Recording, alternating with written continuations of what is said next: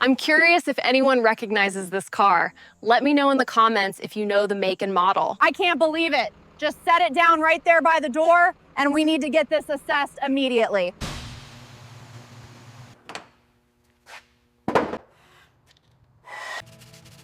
Need to get my nails done after this vehicle is finished. What torque should I use?